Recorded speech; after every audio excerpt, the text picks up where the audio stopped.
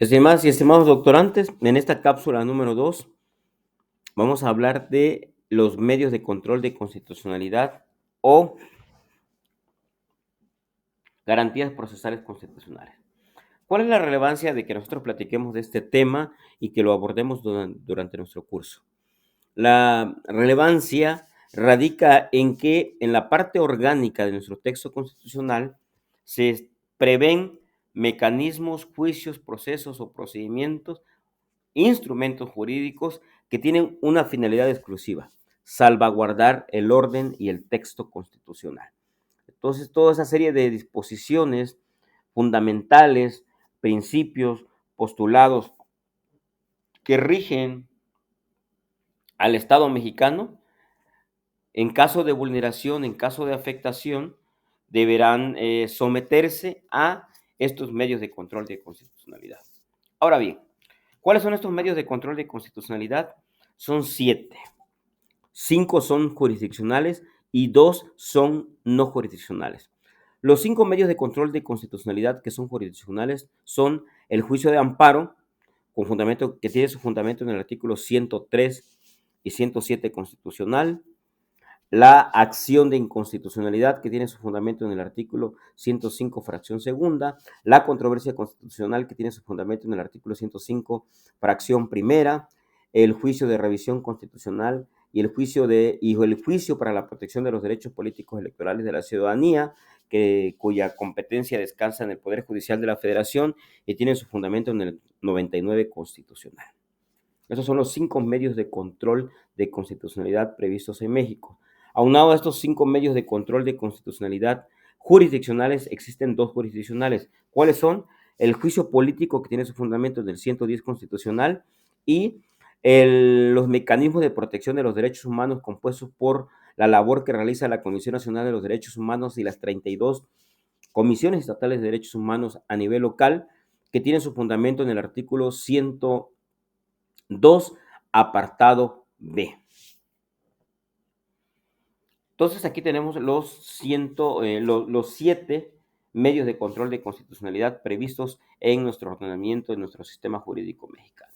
Brevemente, a manera introductoria, es importante que comentemos que el juicio de amparo tiene por objeto proteger derechos humanos y garantías cuando existan actos, omisiones o normas de carácter general que transgredan estos. Por su parte, la acción de inconstitucionalidad tiene por objeto ventilar ante la Suprema Corte de Justicia de la Nación la posible contradicción de una norma de carácter general con la Constitución y con los tratados internacionales de los que el Estado mexicano sea parte. La acción de inconstitucionalidad se ventila ante la Suprema Corte de Justicia de la Nación.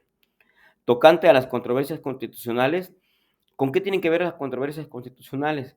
Ya hemos hablado de que existe un orden de gobierno federal, estatal y municipal, que existe un poder ejecutivo, que existe un poder legislativo y que existe un poder judicial. Bien, de acuerdo a la Constitución Política Mexicana, el ejecutivo, el legislativo y judicial tienen una competencia específica.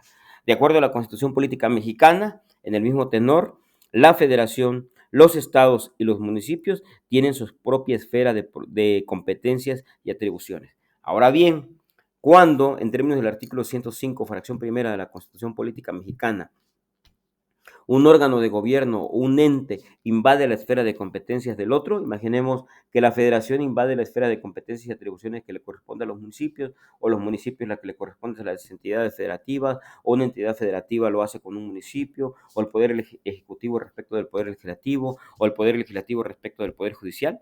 Cuando hay esa controversia, esa invasión de competencias entre los órganos que integran el poder político, el poder público, se puede se puede iniciar una controversia constitucional ante la Suprema Corte de Justicia de la Nación.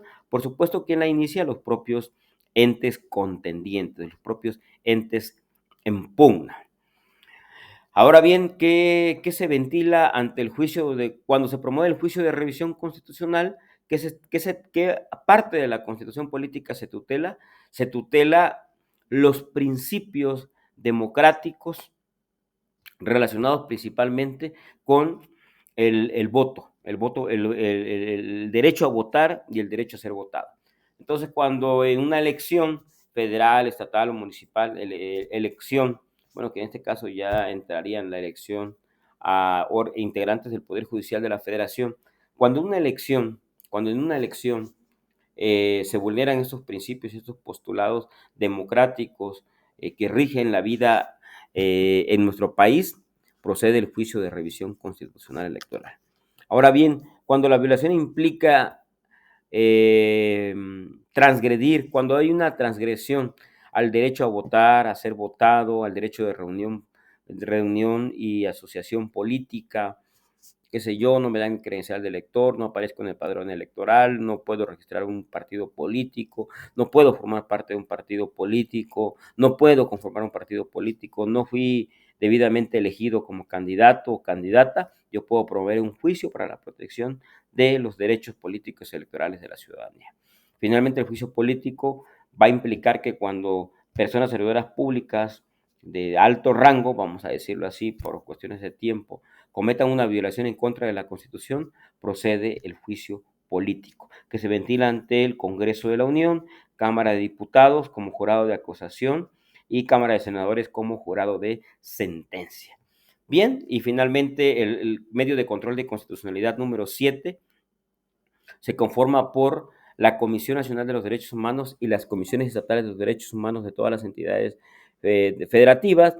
Y hay que apuntar aquí que la Comisión Nacional de los Derechos Humanos va a atender quejas que provengan, tanto la Comisión Nacional como las comisiones estatales atienden quejas de violaciones de derechos humanos que provengan prácticamente de la administración pública federal, centralizada, descentralizada, desconcentrada, paraestatal, tanto a nivel federal, tanto a nivel estatal como a nivel municipal.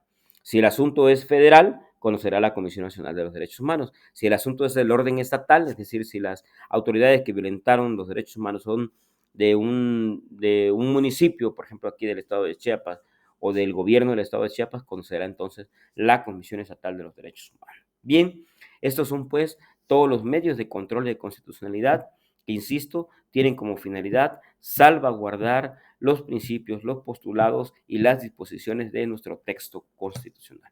Muchas gracias.